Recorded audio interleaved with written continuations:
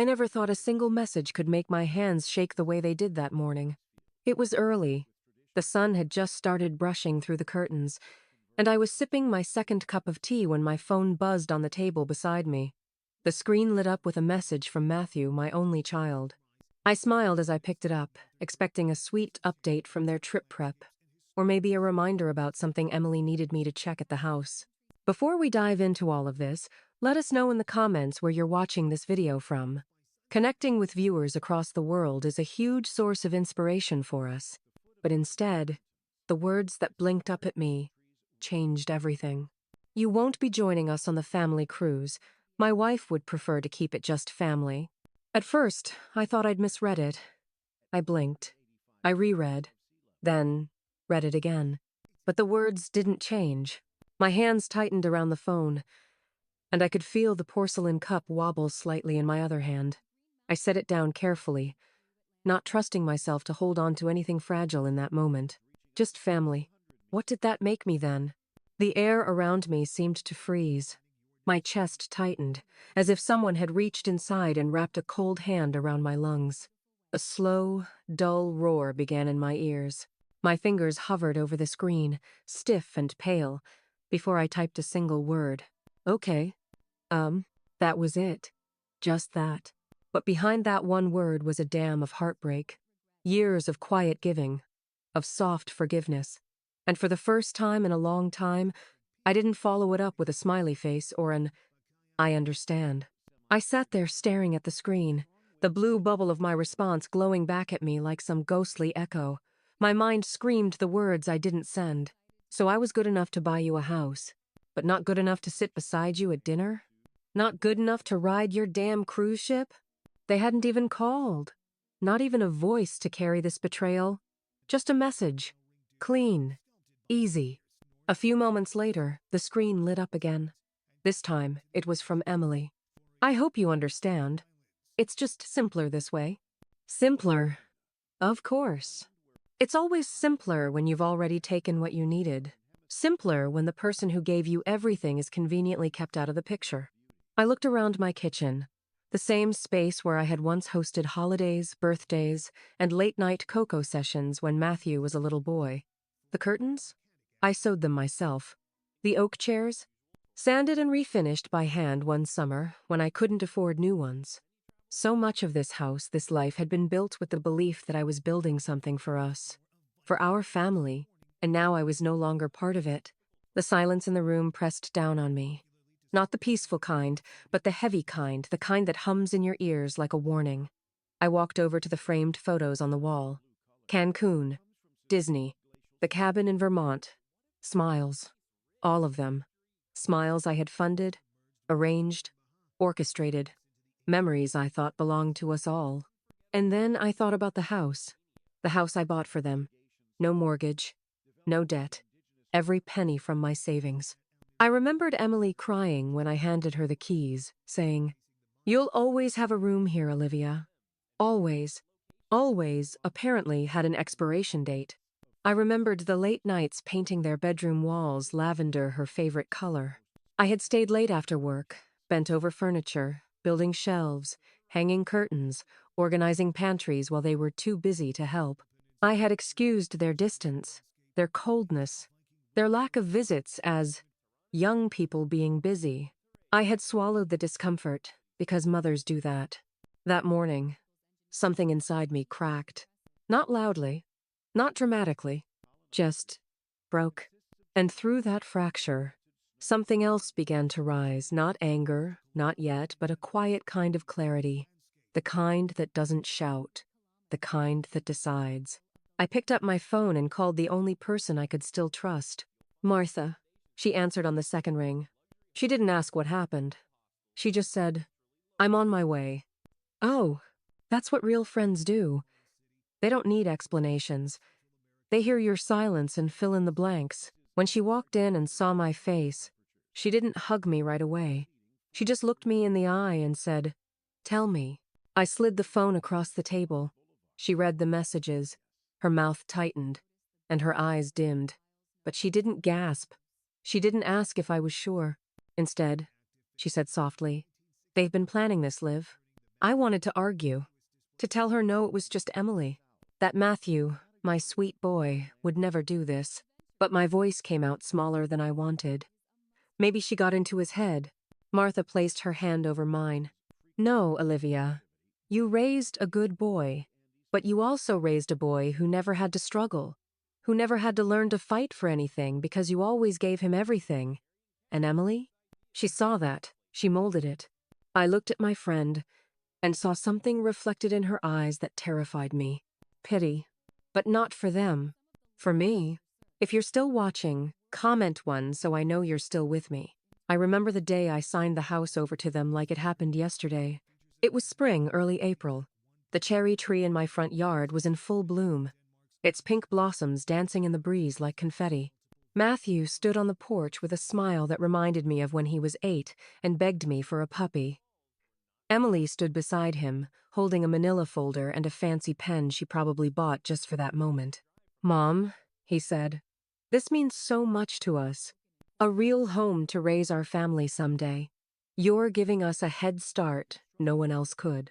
Emily chimed in quickly, her tone dripping with sincerity. It'll always be your home too, Olivia. We want you to feel like you're part of everything. That sentence, it felt warm then, like a promise wrapped in a hug. But now, looking back, it sounds like a script, practiced, meant to comfort me just enough to blind me.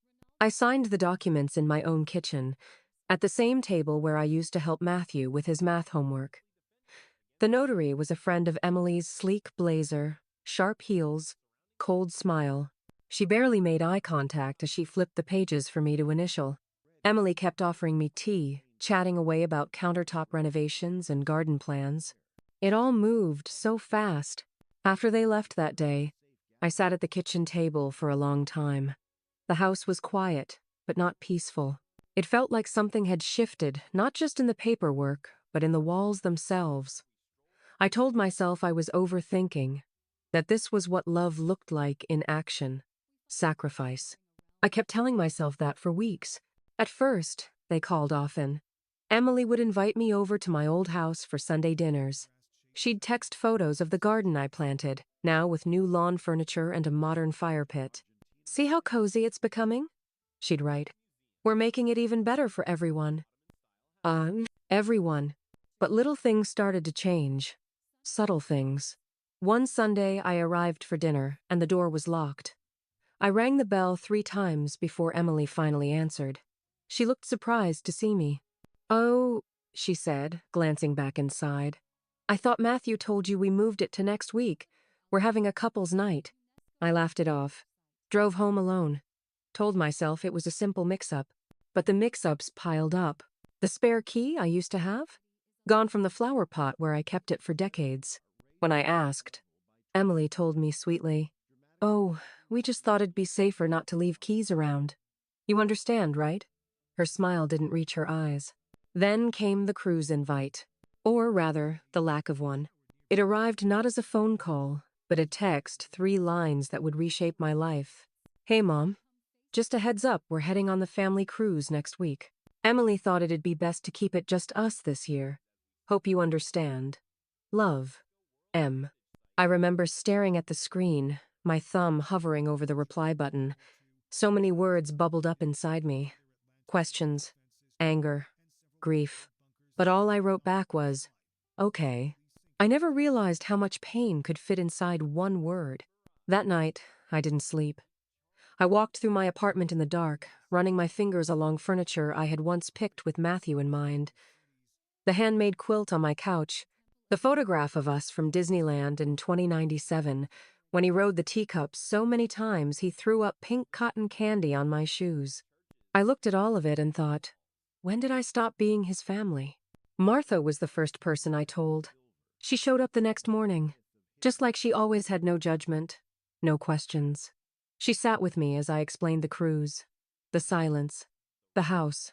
Her face grew tighter with every word. They've been planning this, Liv, she said firmly. This isn't about vacations. It's about control. You gave them a gift, and now they're acting like it was a transaction, like it came with ownership of you. I wanted to argue, to say that wasn't fair, that Matthew was a good boy. that Emily just didn't know better. But the words didn't come, because somewhere, deep down, I already knew she was right. The next day, I checked my bank accounts. I hadn't done that in months. Emily had set up the auto payments. She said she'd streamline everything. You shouldn't have to deal with that in retirement, Olivia. But when I finally logged in, my heart dropped. Multiple transfers, small amounts, repeated monthly, labeled home repair, security upgrade, emergency expenses. I hadn't authorized any of them. And worse, the linked card for those transfers? Emily's? I sat at my desk, staring at the screen. My tea had gone cold beside me. My hands were shaking. It wasn't just a missed cruise or a cold dinner table anymore. It was theft. And the worst part? Matthew had to know, or at least suspect, and he didn't stop her. I closed the laptop and leaned back in my chair. The sunlight streamed through the window, touching the edge of a family portrait still hanging on the wall. I got up and took it down, not angrily, just quietly. I put it in a drawer. That night, I called Mr. Dalton, my attorney. I told him I wanted to review the house deed, the financial access Emily had, the power of attorney documents I vaguely remembered signing. Just in case, I told him. But it wasn't just in case anymore. I was preparing for battle. By the end of the week, I had a private investigator. I had signed paperwork to freeze joint accounts. I had started the process to reverse the house gift. The Olivia they knew, the quiet, gentle mother who gave without question, was gone. In her place was someone new.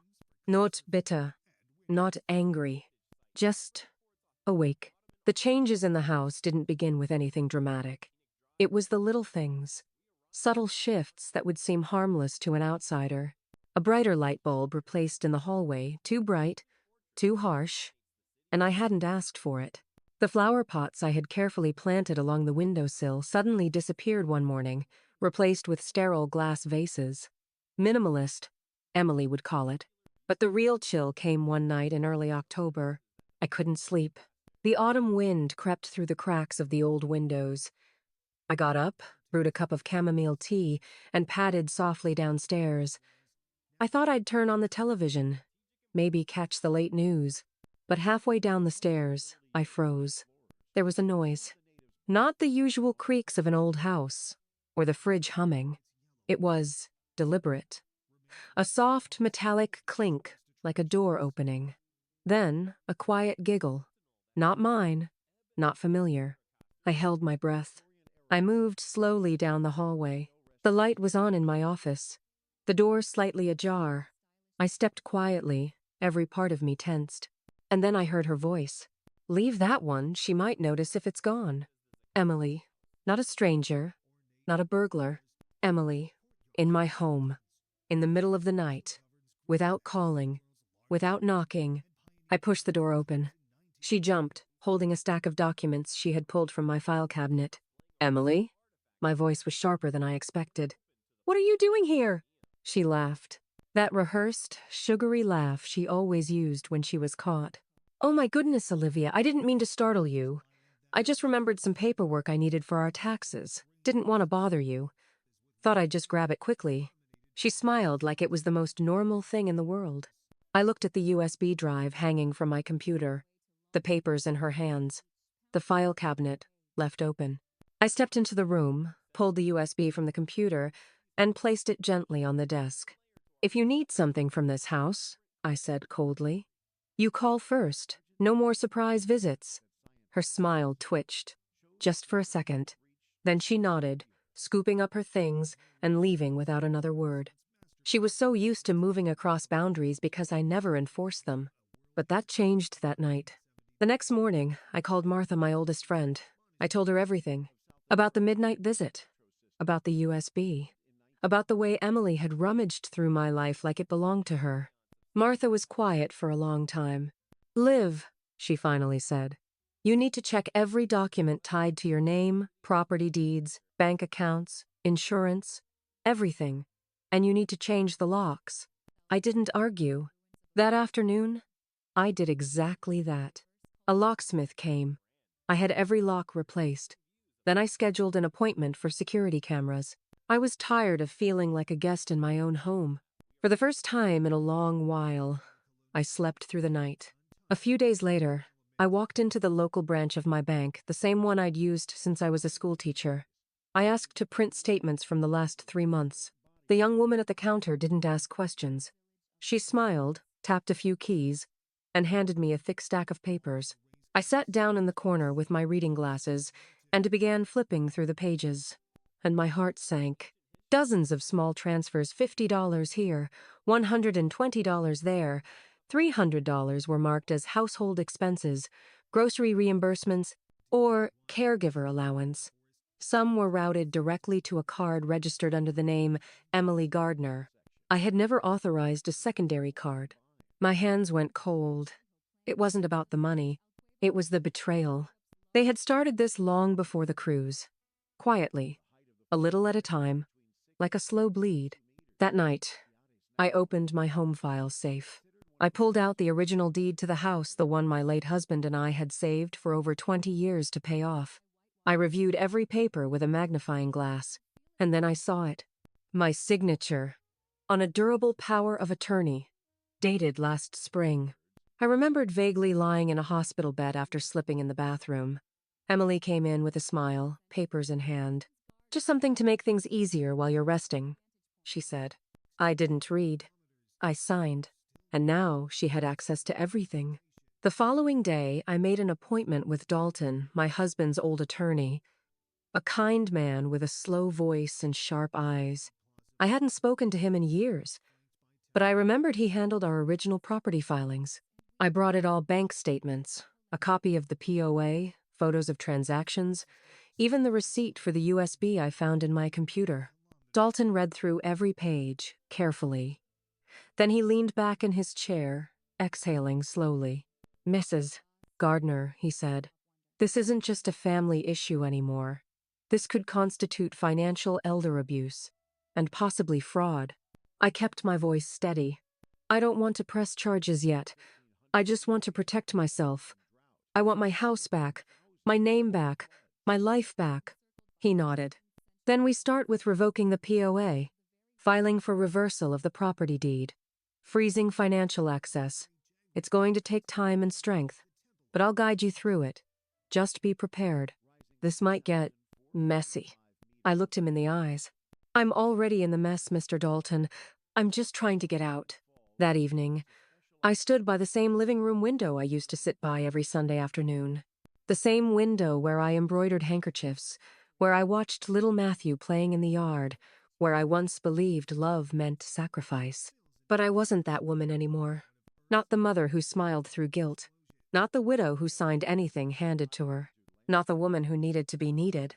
I was Olivia Gardner, and I had finally remembered what that meant.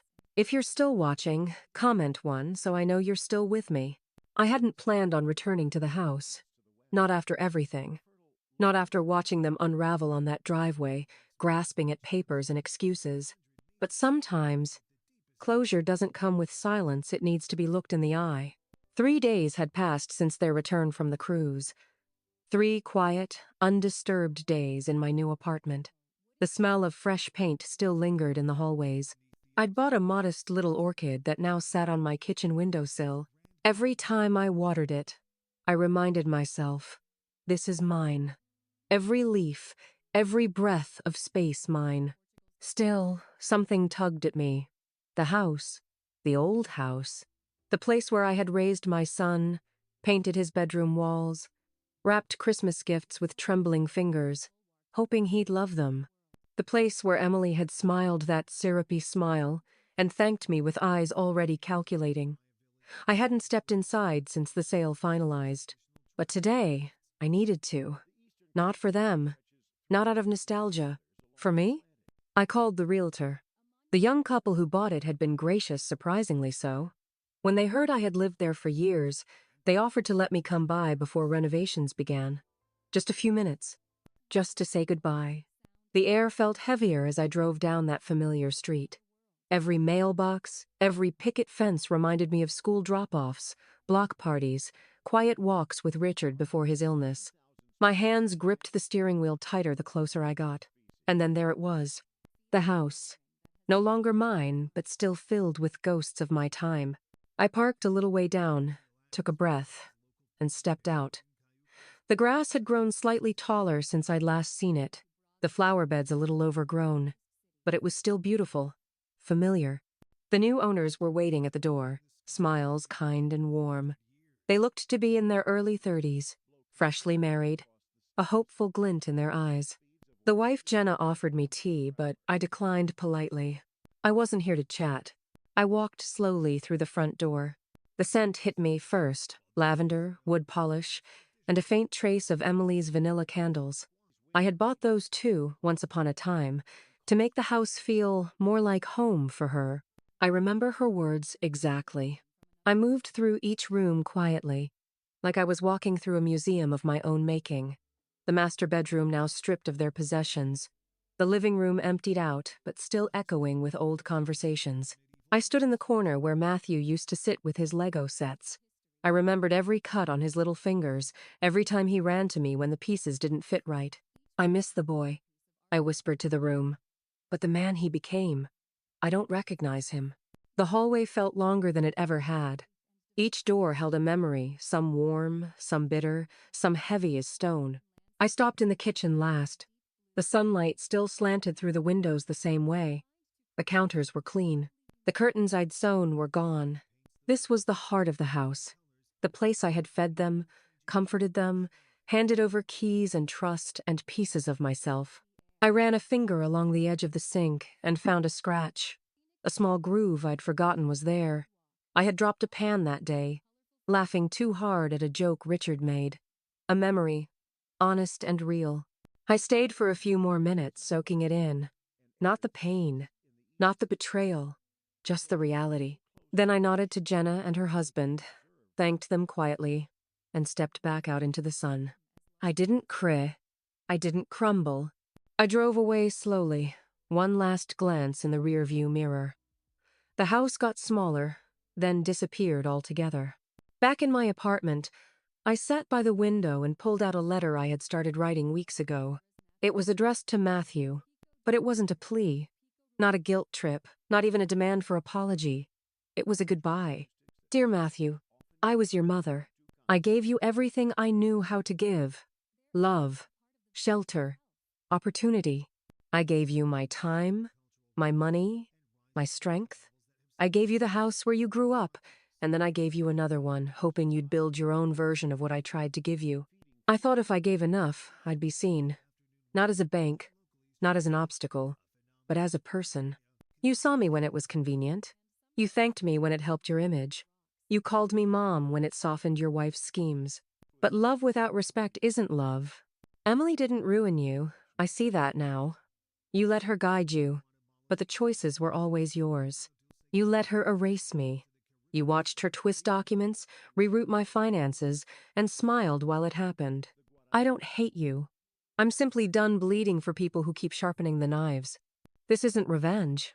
It's clarity. You lost access to my home, my money, my accounts, yes. But the real loss? You lost a mother who still wanted to believe in you. If there's anything left in you that remembers who I was, who I tried to be, maybe you'll find your own version of redemption. But it won't be through me. Olivia. I folded the letter gently and placed it in a drawer. I wouldn't send it. Not yet. Maybe not ever. It was enough that I had written it. Enough that I had found the words. Later that evening, I received another text from Matthew. Another long, rambling apology. This time, I didn't even open it. I poured myself a cup of chamomile tea, sat by the orchid, and listened to the wind outside. This was peace. Not perfect, not without scars, but peace. And I had built at every corner of it with the same hands that once held a broken family together. But this time, I was holding myself. I found the notebook in a box I hadn't touched in years. It was buried beneath layers of old tax returns, faded greeting cards, and warranty booklets for appliances I didn't own anymore. I wasn't looking for it, but that day, I was organizing, sorting, purging, making space. When I lifted the flap and saw the edge of its worn blue cover, I froze. The spine was cracked from use, the corners curled like leaves in late autumn. I remembered it instantly. Richard's notebook. He used to scribble in it late at night, sitting at the kitchen table with a cup of black coffee and his reading glasses halfway down his nose. Sometimes it was lists repairs we needed, books he wanted to read, places we might visit someday. Sometimes it was little thoughts, memories, reminders to himself. And once, I remember, he told me, "If anything ever happens, you'll find what matters in here." But when he passed, I couldn't bring myself to read it. I packed it away in the grief haze, the fog that wraps around you when the person you've spent your life with suddenly isn't there anymore. That day, sitting cross-legged on my apartment floor with the sunlight slanting in through the window, I finally opened it. The first few pages were familiar, his careful handwriting, neat block letters, grocery lists, notes about the car, birthdays of old friends long gone. Then came a page with a heading that stopped me cold. "For Olivia, if I'm not around." My breath caught. The words that followed weren't long, weren't flowery. Just Richard, direct, practical, and kind. "If I'm gone before you, don't let guilt be your anchor. You were always more than enough, more than generous. If Matthew ever forgets that, remind him. And if he ever hurts you, protect yourself. You don't owe anyone your silence." My hands trembled, but not from pain, from something else. Recognition. He knew. Even then, long before Emily sharpened her smile into a weapon, even before Matthew began withdrawing not just from my bank account, but from my life, Richard saw it. And he wanted me to remember who I was. I turned a few more pages. A recipe clipped from a newspaper. A sketch of the backyard he wanted to redo. And on the very last page, dated just a few weeks before he passed, was a single line. "Olivia will be okay. She just has to remember she was never weak." I set the notebook on my lap, and the tears came quiet, slow, no heaving sobs. Not grief exactly, not loss. Release. He had trusted me to survive. That night, I left the notebook open on the coffee table. As I brewed chamomile tea, I caught myself humming the tune Richard used to play on the old radio on Saturday mornings. The same one we danced to barefoot in the kitchen when Matthew was just a toddler. So much had been taken from me, but I still had that. The next morning, I woke up with a new clarity. I wasn't finished reclaiming my life, not yet. There was still one last thread to cut. The lawyer had sent me the final draft of my updated will 2 days ago. I hadn't signed it. Not because I was uncertain, just because I hadn't known where to begin. But now, as I sat at my small dining table, Richard's notebook beside me, I pulled out my pen. I crossed out the old lines, the ones that said, "To my son, Matthew," and "To his wife, Emily." Oh, and I wrote new ones. "To the community garden I volunteered at years ago, where little hands once pulled carrots from the dirt like buried treasure. To the scholarship fund in Richard's name at the local library. To Jenna and her husband, the young couple who now lived in my old home because they offered kindness without asking for anything in return. And finally, a small note at the bottom. To anyone who ever felt invisible in their own family, you matter. This life is still yours. I signed my name. That afternoon, I walked to the park. The same park with the old oak tree where Richard and I used to sit. The bench had a new coat of paint, but the tree was the same wide, welcoming, whispering in the breeze. I sat there for a while, watching ducks waddle near the edge of the pond, children tossing breadcrumbs, couples strolling by. I had been so afraid, once, of being alone. But alone, I had rebuilt. Alone, I had made peace. Alone, I had found strength. And that kind of alone wasn't lonely. I pulled the notebook from my bag and opened to the last page again. My thumb brushed over Richard's words. "Olivia will be okay." I smiled softly to myself, then turned the page over, and with my own pen, I wrote underneath it, "She is." It had been nearly 3 weeks since I reclaimed everything. The house was sold, the accounts locked, and the silence from Matthew and Emily had become deafening. After that last message from "Matthew, please, can we talk?" I hadn't replied. Not because I didn't have things to say, but because I was finally learning the value of saying nothing at all. But then came the letter. It arrived on a rainy Wednesday afternoon, tucked inside a pale blue envelope with no return address. I almost tossed it aside, thinking it was another piece of junk mail or some attempt at recontact. But something about the handwriting familiar, hesitant, made me pause. Inside was a single note. Mom, we know you've been hurt.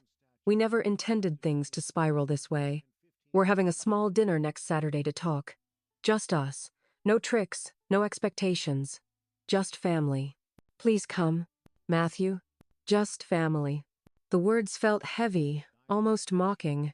Just months ago, just family, meant excluding me from a cruise I helped them afford. Now, it was supposed to be some kind of olive branch? I set the letter on the counter, letting it sit in full view for the next few days. I didn't touch it, didn't speak about it, didn't even let myself consider attending. But it hovered there in my kitchen like a ghost, daring me to confront a part of myself I wasn't sure I was ready to face. That Saturday, I found myself standing in front of my closet longer than usual, not because I didn't know what to wear, but because I couldn't decide what kind of woman I wanted to be that night. A mother? A survivor? A witness? Eventually, I settled on something simple, dark slacks. A soft blouse. A cardigan my late husband once loved on me. Not too formal, not too casual, just enough armor to feel like I wasn't walking into a trap unprotected. Their house, once my gift, now a stranger's territory, looked the same from the outside. Trimmed hedges, warm porch light, two familiar cars in the driveway. But to me, the bricks looked colder, the air thinner. I knocked once and waited. Emily opened the door. Her smile was tight, cautious. Olivia, you look well. I said nothing. She stepped aside to let me in, and the warmth of the home hit me like a wave of memories and mistakes. The hallway rug, I had bought that. The side table near the stairs, I'd painted it myself in soft cream tones to match Emily's taste. And yet now it all looked different, foreign, like a museum of manipulated kindness. Matthew came out of the kitchen, wiping his hands on a towel. Hey, Mom. His voice cracked slightly, like he was trying too hard to sound casual. Dinner's almost ready, he added. I followed them into the dining room. The table was set for 3. Candlelight flickered gently in a glass holder I had once gifted Emily for her birthday. The smell of roasted chicken and rosemary filled the air. I sat down silently. Emily brought out the food, all smiles, performing hospitality as if this were any other Saturday family dinner. She poured me wine I didn't ask for and placed the bread basket near me like a peace offering. I finally spoke. What is this, really? Matthew exchanged a look with Emily before answering. It's just dinner, Mom. We wanted to clear the air. I tilted my head slightly. Which air exactly? The air you filled with lies? Or the one you used to forge documents behind my back? The room went still. Emily's smile faltered. We made mistakes, she said softly. I won't deny that. Mistakes? I repeated, voice low. A mistake is forgetting a birthday. You orchestrated theft, Emily. I didn't mean... You did mean... I interrupted, sharper now. You meant to control. You meant to isolate. You meant to take everything without ever asking yourself who I was beyond what I gave you. Matthew shifted uncomfortably. We were scared. About money. The future. Emily she thought it was best to simplify things. To simplify me out of my own life? He flinched. Silence again. I took a slow sip of the wine and placed the glass back down. You didn't invite me here to apologize. You invited me because you think there's still something left to salvage. Matthew looked down at his plate. I miss you, he said quietly. I miss how things used to be. I almost laughed. You miss the woman who would babysit your dog last minute, who repainted your bedroom, who paid off your loans. That woman's gone, Matthew. Emily folded her hands. Olivia, we're not here to fight. We wanted to ask if you'd be willing to reconsider some things. The house. It was a lot to lose. The sale came as a shock. There it is, I said. There's the real reason. Oh? Her cheeks flushed, but she didn't deny it. I was your safety net, I continued. Your backup plan. And when I finally cut the cord, you realized too late that you never bothered to build your own parachute. Matthew spoke up. We were wrong, I know that. But we're still your family. I stared at him for a long moment. You were my family, I said. Now? You're people I used to know. The words landed like stone. Emily's eyes watered. Matthew looked gutted. I stood up slowly, folding my napkin and setting it on the plate. I didn't come here to eat, I said. I came to look you both in the eye and see if there was any trace of the people I once loved. I looked at Emily. I don't see her. Then at Matthew. But maybe I still see him. His eyes flickered. Hope? Regret? I wasn't sure. I'm not promising anything, I added. I'm not giving anything. But I'll say this, healing takes honesty. And for the first time in years, I'm finally being honest with myself. I walked toward the door, pausing only once. You know where to find me, I said. But this time, you come to me with truth, not paperwork. And then I left. The night air greeted me like an old friend as I stepped off their porch and into the dark, cool street. Behind me, the house stood still, caught in a moment it couldn't control. I didn't feel triumphant. I felt free. I didn't look back at the house as I walked away. The door had shut. The words had been said. And the past twisted and painful was finally where it belonged. Behind me. The days after that dinner unfolded with a new kind of quiet. There were no desperate calls. No panicked texts. Just the early sound of birds outside my window, the soft click of the kettle as it boiled, and the gentle turning of pages in a book I'd meant to read years ago. I started putting my life back together, not as a betrayed mother, but as a woman reclaiming her power. I signed up to volunteer at the local library, reading to seniors. I took morning walks through the neighborhood, under the vibrant red maples lining the streets I once drove down to pick up my grandson from preschool. But peace is never complete. One morning, as I returned from my usual walk, I saw a letter tucked under my door. Thick, formal, the seal of a law office I didn't recognize. I knew. I poured myself a cup of tea, sat at the kitchen table, and opened the envelope with Richard's old letter opener still tucked in the drawer where he'd left it.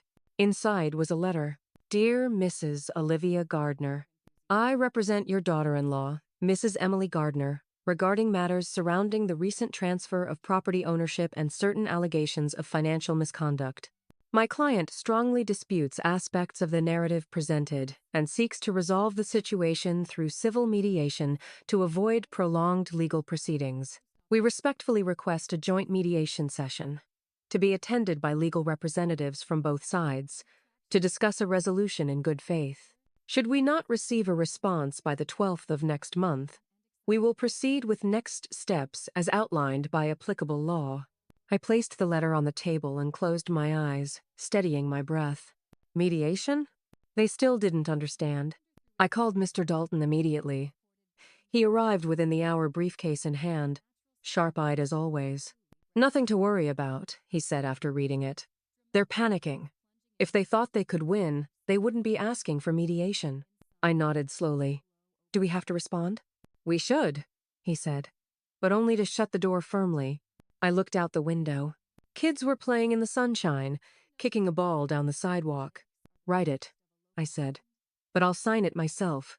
2 days later, we sent my response. To Mrs. Emily Gardner, I received your lawyer's letter. I should be surprised, but I'm not. I know who you are far better than you think. You don't want peace. You want control of the story. But I'm no longer the mother-in-law who signs documents in silence. I don't want a false sense of harmony. I want truth. I want justice. I want freedom. We will not speak again. Any future communication must go through legal counsel. Olivia Gardner. It was the firmest letter I'd ever written, and the easiest to sign. I thought it might end there.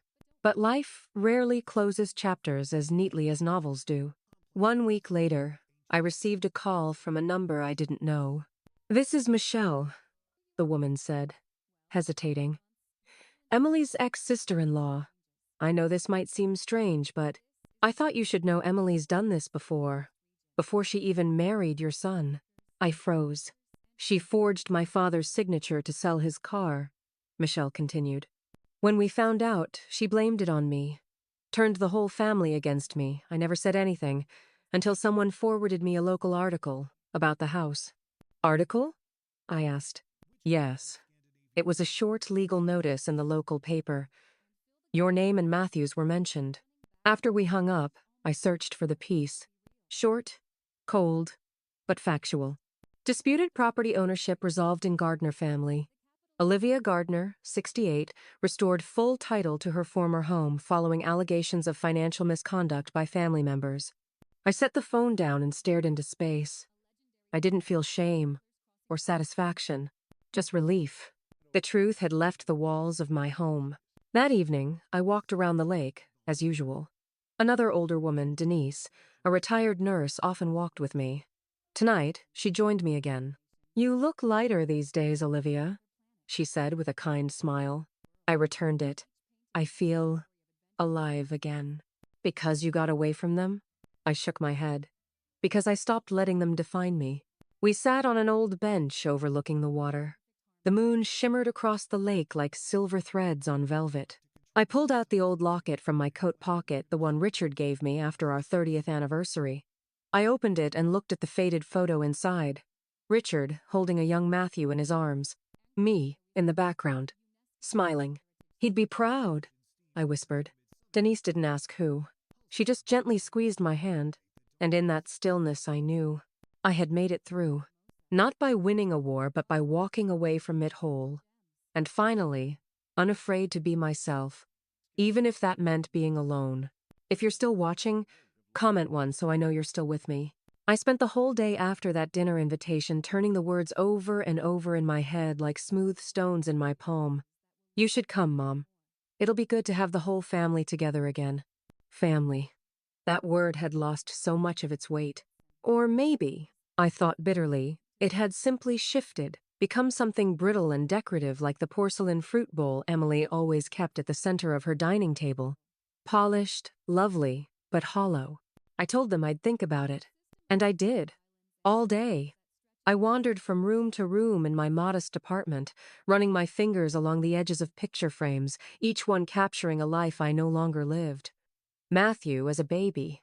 Me and Robert on our 25th anniversary cruise. A Christmas morning where everyone looked happy, even if they hadn't been. I made a cup of tea, let it go cold, made another, still cold. I wasn't afraid of going. I was afraid of who I might become if I did. But then, around 5 p.m., as the sunlight turned golden on the hardwood floors, something inside me shifted. I set my cup down this time, still warm, and stood in front of the mirror by the door.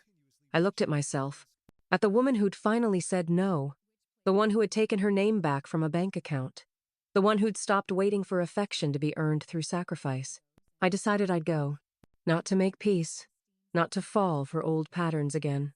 I'd go to speak, to be heard. Maybe for the first time. Emily opened the door before I even knocked. She smiled like she always did, wide, bright, and performative. "Olivia, you made it!" she chirped, stepping aside. I stepped in. The air smelled of rosemary and butter. Familiar, but too perfect, like it was trying to impress. Matthew was setting the table. When he saw me, he paused, then gave me a sheepish smile. "Hey, Mom. Glad you came." I nodded politely. "Dinner smells lovely." We sat down not long after. The table was set immaculately, of course it was.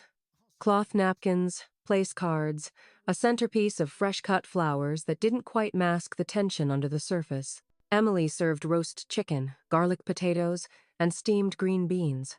Every dish I'd once made for Matthew when he was a boy. She had replicated the menu almost too precisely, a performance of familiarity.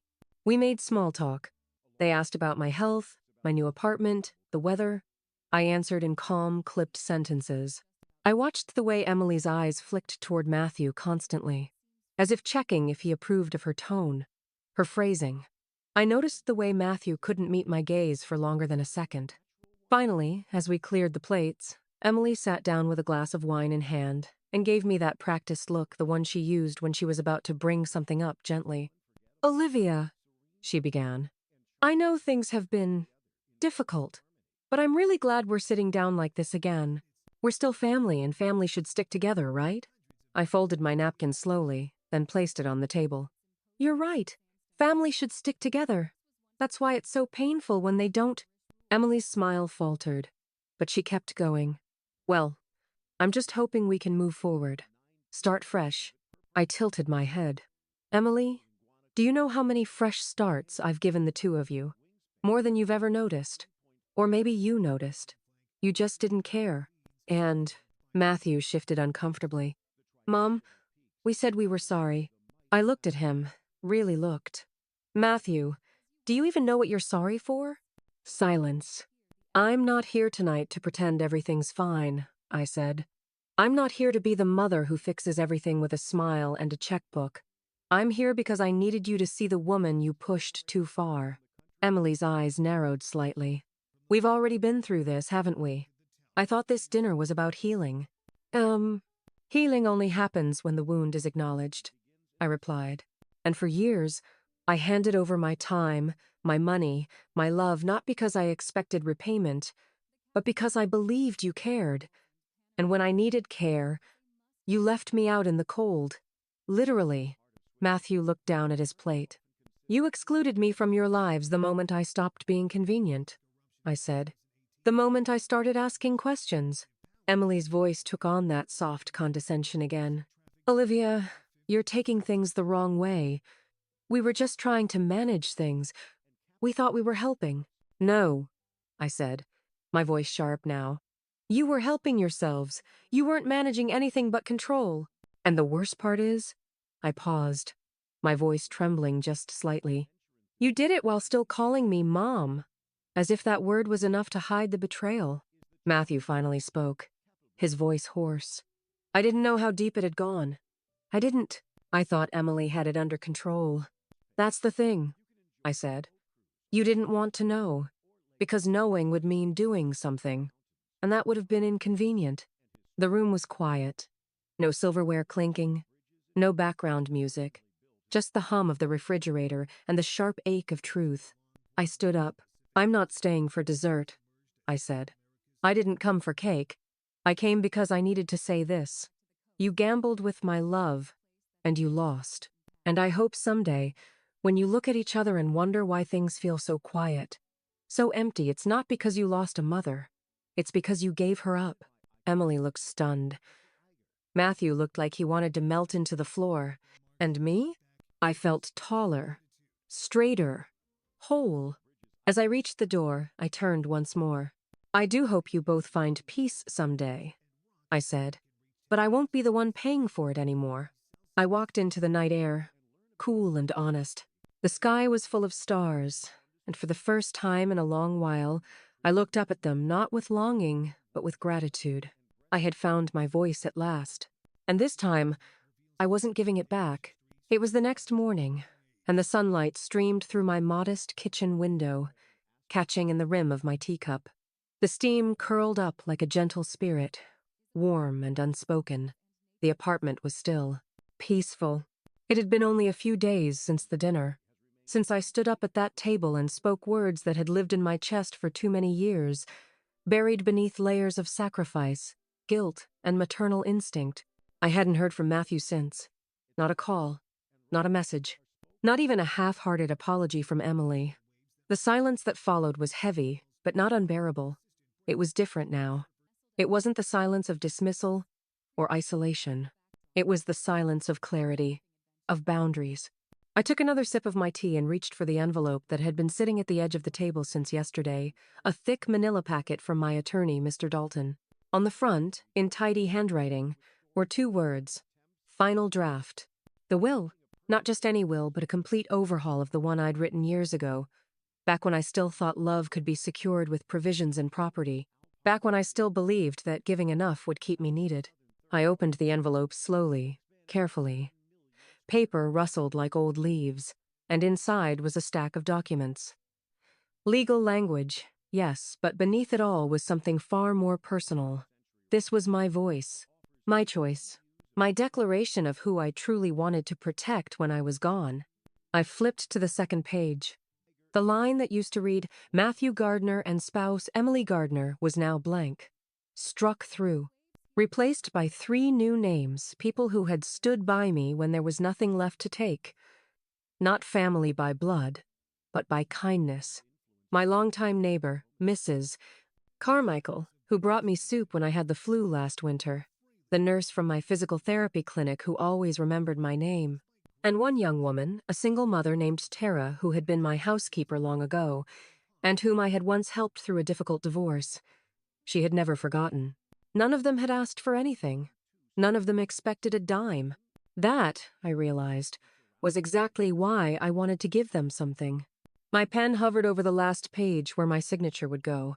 The act itself would only take a moment. But the decision? That had taken a lifetime. And suddenly, I remembered something Robert had said to me once, many years ago, as we lay in bed on a rainy Sunday morning. "You can't control who loves you, Liv," he whispered, his hand resting on mine. "But you can choose who you love out loud." Out loud. That's what this will was. Not revenge, not punishment. Love. Spoken clearly. I signed the page. Isavit. That afternoon, I met Mr. Dalton at his office. He didn't ask questions. He saw the signed pages and only nodded with approval. "This is final," he said gently, sliding the folder back into its envelope.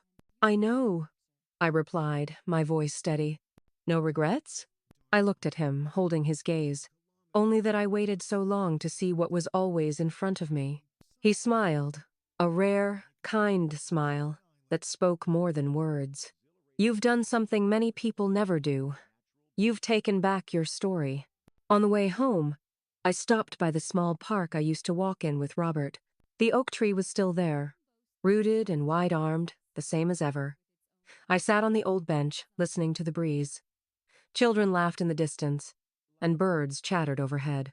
I closed my eyes and let the sounds fill me. Not the sound of Emily's clinking wine glass or Matthew's half-hearted excuses, but the real, living world. The world I still belong to. When I got back to the apartment, there was a message on my voicemail. "Hi, Mom. It's Matthew." A pause. Then softer.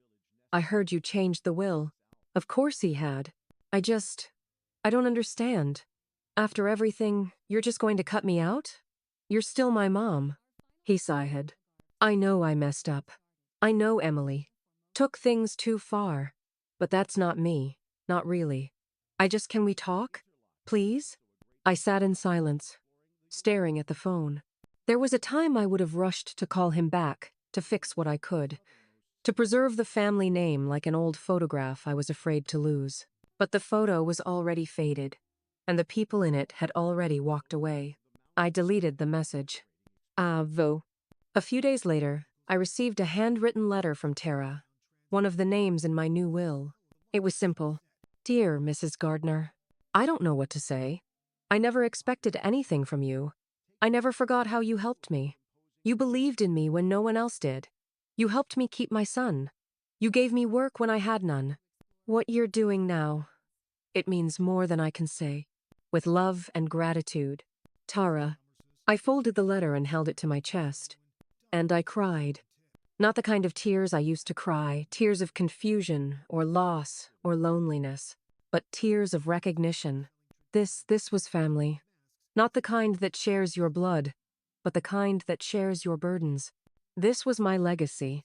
Not the house, not the money, but the people who knew my name and remembered my kindness. That evening, I pulled down an old photo album from the top shelf. One I hadn't opened in years. I flipped through the pages, pictures of young Matthew, of Robert, of Christmas mornings and family vacations. Then I turned to the last few pages. Blank. And I added something new. A picture of me, taken last week by Mrs. Carmichael's grandson, sitting on a park bench, smiling at nothing in particular, just content. I wrote under it in soft ink, "A life reclaimed." I closed the book, placed it back on the shelf, and exhaled. The will had been signed. The story had turned. And this time, it was mine. It had been nearly 3 weeks since I signed the new will. 3 weeks since I had last heard Matthew's voice stumbling, tentative, laced with the regret of someone who only mourns what's gone once it's out of reach. The days passed differently now. Slower, but sweeter. I kept to my little rituals, watering the violets on the windowsill, walking to the corner market on Tuesdays, and sitting at the park bench under the oak tree that still remembered Robert. I felt whole in a way I hadn't in years. I no longer carried the weight of hope that Matthew might call just to say, "I love you." or that Emily might surprise me with a real gesture of kindness, not one wrapped in a price tag or power grab. That hope had drained away, and with it, the ache. But then, on a rainy Thursday morning, the doorbell rang. It startled me. I wasn't expecting anyone. I wiped my hands on a dish towel and walked slowly to the door. The peephole revealed a figure standing under a dark green umbrella, dripping wet, head down. Matthew. I opened the door but didn't step aside. "Hi, Mom," he said, voice softer than I remembered. He looked older. Not aged, exactly, but worn. The kind of wear that comes from truths catching up with you. His coat clung to him, soaked. And for a moment, he looked like a boy, again, small, uncertain, standing at my door like he had when he broke the neighbor's window with a baseball at 10 years old. But I wasn't the same mother who rushed to shield him then. "I need to talk," he said. "Just, please." I let the silence stretch long enough to feel like a choice. Then I nodded once and stepped aside. He took a seat on the couch he used to sprawl across like it was his birthright. Now he perched on the edge, as if unsure whether he belonged. I made no offer of tea. "You look well," he said awkwardly. "I am," I replied. "What brings you here, Matthew?" He swallowed hard. I didn't come to argue. I know things went too far. I know you don't trust me right now. Maybe never again." I waited. He looked down at his hands. I didn't know everything Emily was doing.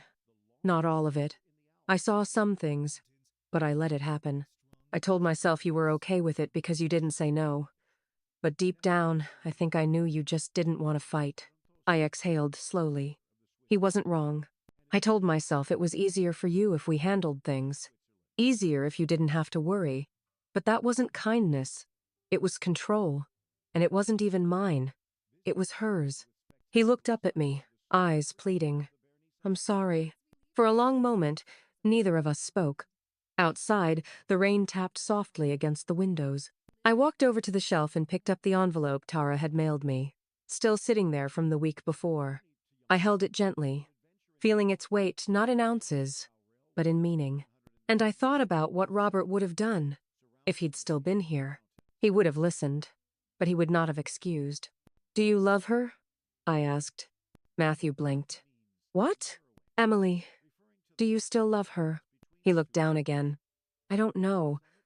I think I loved the idea of what we were building. But now I don't know what's real." I nodded once. Then I did something that surprised even me. I sat down beside him, not close, but not cold either. There was space between us, a space filled with years of mistakes and silence, but also a sliver of something else. "Honesty, Matthew," I said quietly. "Love means nothing without respect, and respect means nothing without boundaries. I gave you everything because I believed in who you were, but you handed that trust to someone who didn't deserve it." He nodded. A tear slid silently down his cheek. He didn't wipe it. "I'm not here to fix what's broken," I said, my voice steady. "That's not my job anymore. I spent too many years trying to make things work for everyone but myself." "I understand," he whispered.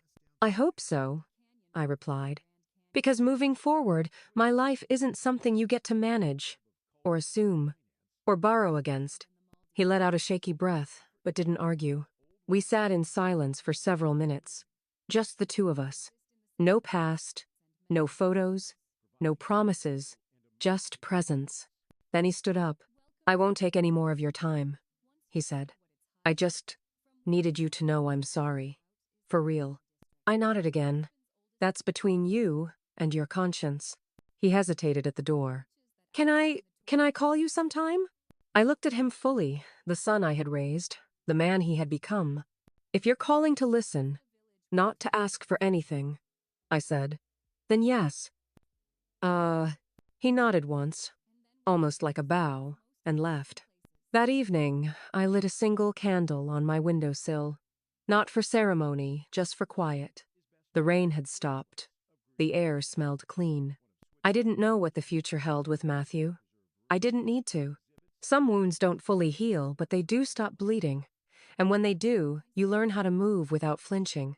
I picked up my knitting needles and settled into my chair.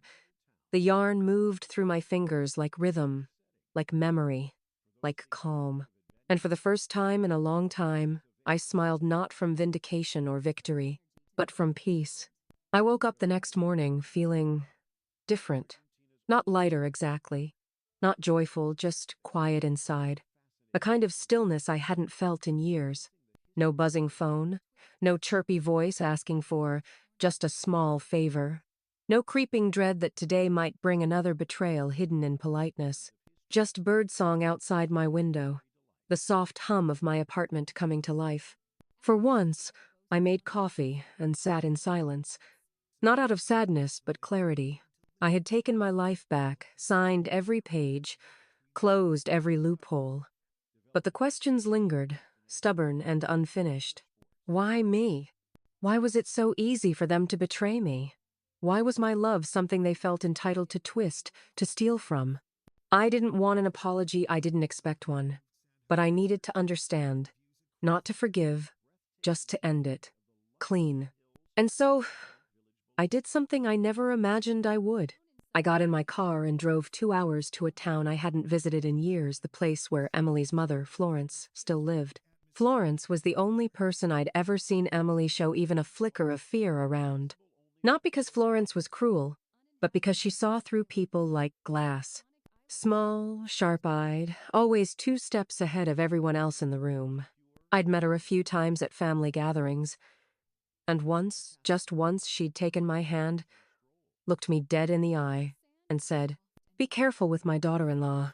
She was raised to get what she wants, not to earn it." When I pulled up to her little brick house, Florence was already sitting on the porch with a cup of tea, as if she'd been waiting. "Took you long enough," she said. "I figured you'd come sooner or later." I hesitated before stepping out of the car. She didn't smile, but there was something like readiness in her face, a quiet understanding. I sat down across from her on the wooden bench. My hands were still cold from the drive. She poured me tea without asking and looked at me. What did she do now? And I told her everything, from the bank accounts to the cruise, from the forged power of attorney to the house now sold to strangers. I laid it all out. Every sickening, infuriating detail. I didn't cry. I didn't yell. I just spoke, like I was reading the final page of a book I'd been trapped in for years. Florence listened in silence. She didn't ask questions. She just sipped her tea and let me talk. When I finished, she set her cup down. There was a long pause. "I'm sorry," she said finally. "Not for her. She doesn't deserve that. But I'm sorry because I always knew she had it in her. I just hoped she'd change once she found someone who actually gave a damn." I stared down into my cup, my voice thin. I treated her like my own. I trusted her. Florence put her hand over mine, warm, wrinkled, but steady. "That was your mistake," she said gently. "You saw her as a daughter, but she never saw you as a mother. You were a resource, a position, a vault she could smile at until it opened." It hit me harder than I expected, but then she added something else, something I never saw coming. "You know where she learned that from?" I looked at her, surprised. She nodded slowly. "Me. She didn't flinch when she said it. I raised her to survive, to win. I taught her how to get what she wanted, in a world that doesn't offer women much unless they take it. But I forgot to teach her when to stop. I forgot to teach her what love really is. That's on me." My throat tightened, but I didn't speak. "I knew she'd test you," Florence said. "I just thought maybe she'd see what a good woman looks like and change course." I sat with those words, feeling them settle deep in my bones. I didn't come here to place blame, but somehow this mattered. I didn't get closure from Emily, but I got the truth. And sometimes, truth is the better ending. Florence stood up and opened the front door. "You're stronger than she'll ever be. She thinks she won because she took things, but you let go of people who didn't deserve you. That's real strength." I drove back home slowly, thinking about every word she'd said. That night, I stood in my apartment, the modest place I had chosen for myself. There were no expensive marble countertops, no fancy, soft, close cabinets, No curated Instagram-style home. But there was peace. Real peace. And nobody could take that from me again. It had been 3 days since I sat across from Florence and heard the truth. No one else had ever dared to say aloud. And I hadn't stopped thinking about her words since. You treated her like a daughter, but she never saw you as a mother. They echoed in my chest like a quiet bell. Not cruel, not bitter, just painfully, unshakably true. I didn't cry about it. I didn't rage. Instead, I found myself doing something I hadn't done in a long time. I began putting things away. Not out of shame or sadness, but because I was ready. Ready to clear the remnants of a life I no longer belonged to. The wedding photos. The framed pictures of birthdays and baby showers and holidays where I stood in the back, smiling, holding the camera, never fully part of the memory. I wrapped each one gently in old towels and tucked them into a cardboard box marked "Past." I left the box on the top shelf of my closet. Not in anger. Just closure. That afternoon, I brewed a fresh pot of coffee and sat at the kitchen table. Not out of habit, but because I wanted to. Because the chair didn't feel lonely anymore, it felt like mine. I thought of Matthew, of the boy he used to be, and I allowed myself finally to grieve him. Not the man he became, but the boy I had loved. The boy who would curl up next to me with his stuffed elephant and ask me to read Goodnight Moon 3 times in a row. The boy who used to draw pictures of our house with hearts over the windows. The boy who used to run to me like I was the safest place in the world. I whispered goodbye to him, because he was gone. And I wasn't waiting around for a version of him that would never return. Later that evening, I got an email from Dalton. The investigator had officially closed his audit. The report was done. All of it. Packaged. Neat. Tied in a bow. Dalton's message was simple. We're secure. The account transfers are finalized. The house is long gone. The protective clauses are in place. There's nothing left they can touch. Olivia, you did it. I stared at the screen for a long time. Not because I didn't believe him, but because the words felt final. And for the first time, final didn't feel like an ending. It felt like a beginning. I replied with just 2 words. Thank you. That night, I lit a candle on the windowsill. It was something Richard used to do when he wanted to mark a fresh start. He believed in small rituals, in claiming moments with light, so I did the same. The flame flickered softly against the glass. I watched it for a while, breathing in the lavender scent and letting the quiet wrap around me like a soft shawl. The phone buzzed. Again, it was Emily. This time, she didn't text. She called. I stared at the screen, watching her name flash across it. My finger hovered over the answer button. And then, I pressed decline. Not out of pettiness, but because I had nothing left to say. The next morning, a thick envelope arrived in my mailbox. No return address. But I knew it was from them. I opened it slowly at the table, heart steady. Inside were 8 handwritten pages. Matthew's handwriting. It began, "Mom, I don't know where to start." It went on. A tangle of guilt and excuses. Of Emily's manipulation. Of his own cowardice. Of how he felt trapped. Out of control. Swept into something bigger than he could stop. He said he didn't know how deep it had gone. That he wished he had spoken up sooner. That he missed me. That he hated what this had done to our family. That he was sorry. And for the first time, I realized how heavy the word sorry can feel when it comes too late. I didn't cry. I didn't feel triumph. Just a soft, quiet H. He signed the letter. "Your son, if you'll still have me." I folded the pages neatly and placed them in a drawer. Not to forget them, but because they didn't change anything. Love can't survive without respect. And apologies don't fix broken foundations. Sometimes, all a mother can do is protect herself. That afternoon, I took a walk. It was sunny, but not hot. The breeze was kind. The world moved on, just like it always had. Unaware of the wars fought in quiet kitchens and family rooms behind closed doors. I passed a small bookstore. One I hadn't noticed before. Something about it pulled me in. Inside, I wandered the shelves, running my fingers along the spines of paperbacks and hardcovers. A book of poetry caught my eye. I opened to a random page. The line read, "She built herself from the ruins, brick by brick, breath by breath." I smiled.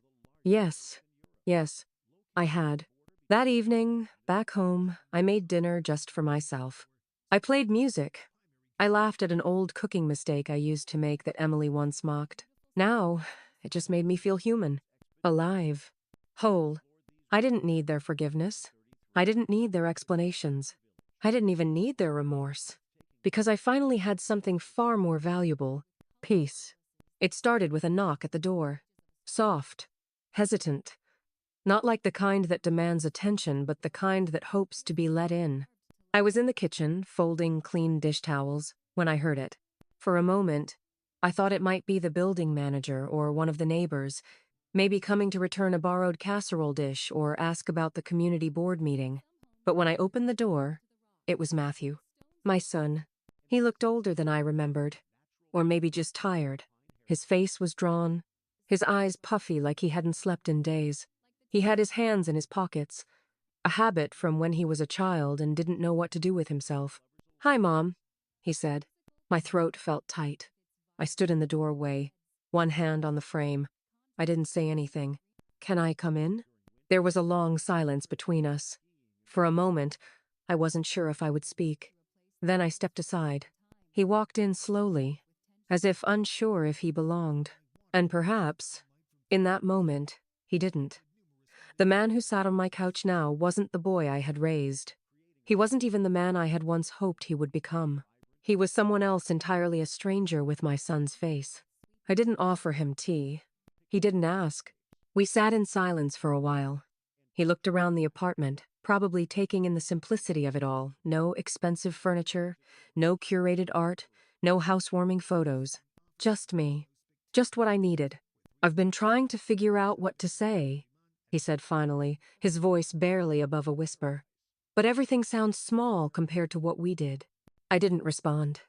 Not yet. He looked down at his hands. Emily left. That got my attention, though I tried not to show it. She said it was all my fault, that I was weak, that I let things get this far. He let out a sad laugh. Maybe she was right. I kept my voice even. "Why are you here, Matthew?" He blinked at the question. "I don't know. Maybe I just needed to see you." I nodded slowly. "You saw me every time you signed off on another lie. Every time you let her drain what I had built. Every time you said nothing." He winced. "I know. Do you?" I asked, my tone sharp but calm. "Do you really?" He looked up, and for a split second, there was something real in his eyes. Regret? Shame? It was hard to tell. "I let you down," he said simply. "I let myself down too." I stood then, not to walk away, but to give myself space. I looked out the window, the sun low and golden across the buildings. "You didn't just let me down, Matthew. You sold me out." He didn't argue. He couldn't. I turned back to him. "You know what hurts the most?" He looked up. "It's not the money. It's not even the house. It's that you saw what she was doing and you let her." He opened his mouth, but I raised my hand. "No excuses. I've heard enough." He nodded slowly. "I'm not here to beg," he said quietly. "I just wanted to say I'm sorry, and that I understand if you never want to see me again." I studied him. The lines on his face, the slumped posture, the broken man sitting before me. "I don't hate you," I said, "but I can't trust you. Not yet. Maybe not ever." He nodded again. He stood, ready to leave. I didn't stop him. At the door, he paused. "Mom?" "Yes? Thank you. For everything. Even now." He left, and I stood there in the quiet. This time, I didn't cry, because this time, I had nothing left to lose. And maybe, just maybe, that was the gift I never gave myself before. The right to feel peace after the storm. I had just finished folding my laundry when the doorbell rang. It was nearly dusk, and the soft golden light was slipping through the curtains, painting everything in a calm, amber glow. I wasn't expecting anyone, and my first instinct was to ignore it. But something told me to check. When I opened the door, I froze. There, Standing on the welcome mat was Emily. Her posture was stiff, her eyes bloodshot. She clutched something in her hands, an envelope, thick and slightly crumpled. She looked nothing like the smug woman who used to breeze through my house with her polished nails and perfectly curled hair. Her face was drawn, tired, smaller, somehow. "May I come in?" she asked, her voice a shadow of its usual self-assurance. I didn't move. Why? She looked down at the envelope and then back at me. I wanted to explain. Please. For a moment, I considered slamming the door. But something in me, a part that still remembered the younger, softer version of her, hesitated. I stepped aside. She entered cautiously, like someone walking into a stranger's house, which, in a way, it was now. She looked around, taking in the smaller space, the modest furnishings. I gestured for her to sit at the small dining table. She placed the envelope on the table between us. "I wrote it all down," she said, "because I figured if I tried to say it, I'd mess it up." I didn't touch the envelope. "Then don't say anything." Her lips parted, but I cut her off. "You stood on my porch and told me I'd end up alone. You said you built a life, and I destroyed it. What is there left to say?" Emily's shoulders sagged. "You're right. I deserve all of that. Probably more." "Oh." There was silence, broken only by the faint hum of the refrigerator. "I panicked," she continued. "When the money stopped, I didn't know what to do. We were already in deep with the renovations, the credit cards. I told myself we'd fix it later, that we were just borrowing until we could pay it back." I raised an eyebrow. "But you weren't borrowing. You were stealing." Emily winced. "Yes. I trusted you. I know. And Matthew—" I stopped myself, breathing through the ache in my chest. "My son. My only child. He's ashamed," she said quietly. "He can't face you." "He faced my money just fine." She blinked rapidly. "I don't expect forgiveness. I just wanted to say it out loud. That I know what we did was wrong. I'm not asking for anything." "Good," I said. Another beat of silence. She pushed the envelope a little closer. "That's everything I could gather. Bank records, receipts, emails. In case you ever need more proof. I thought it might help, if things go to court." I looked at it now, not out of interest, but out of curiosity. Evidence, not apology. "And why now?" I asked. Emily's voice cracked. "Because the silence is worse than the shouting. Because we lost everything. And I can finally see why. I wanted too much. I confused control with safety. And I hurt you in the process." "You did more than hurt me." "I know." She stood slowly. "I won't bother you again." I watched her walk to the door. Just before she stepped out, she turned back one last time. "For what it's worth," she said, her voice barely audible, "you were the best thing that ever happened to Matthew. To both of us. We just didn't see it until we destroyed it." The door closed behind her. I didn't move for a long while. My hands rested on the table, beside the envelope, but I didn't open it. I didn't need to. I already knew everything I needed to know.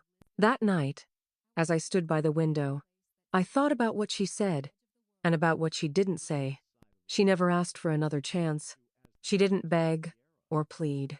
She knew the line had been crossed and that the damage couldn't be undone. And maybe that was the closest thing to honesty I'd ever get from her. The next morning, a knock on the door startled me. This time, it was Martha. She held up a bag of groceries and grinned. "You look like someone who could use banana bread." I laughed. A real one. She stepped inside like she always had, like no time had passed. As we sipped coffee at my tiny table, I told her everything. Emily's visit, the envelope, the words. Martha listened, nodding. "You don't owe them anything, Liv. Not forgiveness. Not explanations." "I know," I said, "but it still hurts." "Of course it does," she replied. "Because you cared. Because you're human. But pain doesn't mean regret. And boundaries don't mean cruelty." I looked out the window. The sun was rising. Light filtered in, warm and new. "I don't regret saving myself," I said quietly. Not anymore. Martha reached over and squeezed my hand. Then that's all that matters. Peace didn't come the way I always thought it would. It didn't arrive with an apology, a family reunion, or even some grand resolution.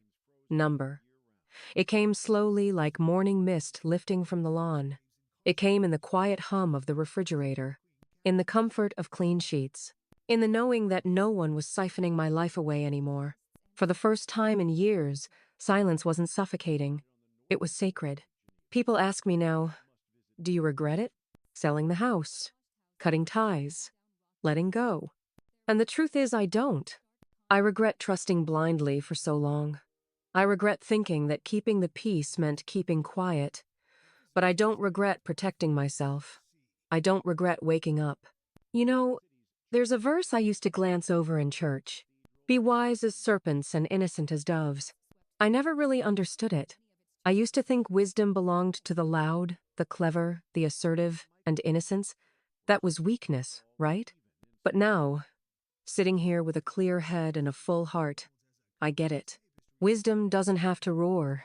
Sometimes it simply says, read the fine print. It raises an eyebrow when something feels off.